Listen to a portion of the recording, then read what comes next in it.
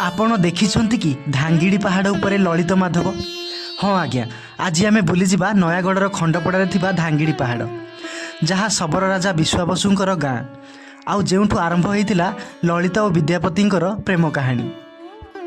कहिबाकू गले एही स्थानटिरु ही आरंभ होइतिला जगन्नाथ संस्कृतिर प्रारंभ। शबर भाषारे अविवाहित युवक युवती मानकू धांगड़ा धांगड़ी बोली कुहाଯାଏ। ସେହି ସମୟରେ ବିଶ୍ୱାବସୁଙ୍କ କନ୍ୟା ଲଳିତା ତା ସାଥୀମାନଙ୍କ ସହ ଏହି ପାହାଡ଼ରେ ବିଚରଣ କରୁଥିବାରୁ ଏ ପାହାଡ଼କୁ ଧାଙ୍ଗିଡ଼ି ପାହାଡ଼ ବୋଲି ନାମକରଣ କରାଯାଇଥିଲା। ପ୍ରଭୁ ନୀଳମାଧବଙ୍କୁ ଠାବ କରିବା ଉଦ୍ଦେଶ୍ୟରେ ରାଜା ଇନ୍ଦ୍ରଦ୍ୟୁମ୍ନଙ୍କ ନିର୍ଦ୍ଦେଶରେ ବିଦ୍ୟାପତି ଖୋଜି ଖୋଜି ଶେଷରେ ଏହି ପାହାଡ଼ ନିକଟରେ ହିଁ ପହଞ୍ଚିଥିଲେ। ନଦୀରେ ଲଳିତା ବୁଡ଼ି ଯାଉଥିବା ସମୟରେ ତାକୁ ପାଣିରୁ ଉଦ୍ଧାର କରିଥିଲେ। ଶବର ପରମ୍ପରା ଅନୁଯାୟୀ କୌଣସି ଶବର କନ୍ୟାକୁ କୌଣସି ପରପୁରୁଷ ଛୁଇଁଲେ ବିବାହ କରିବାକୁ ପଡ଼େ, ତେଣୁ ଲଳିତାକୁ ବିବାହ କରିଥିଲେ ବିଦ୍ୟାପତି।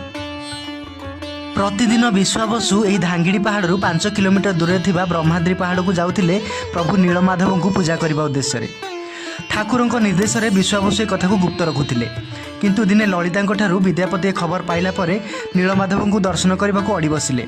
शेष में आखिरे पट्टी बांधी दर्शन पाई नहीं विश्वाबसु, किंतु अत्यंत चतुरतार सह हाथ में सोरिष मुठाए बुणी बुणी जाइथिले विद्यापति।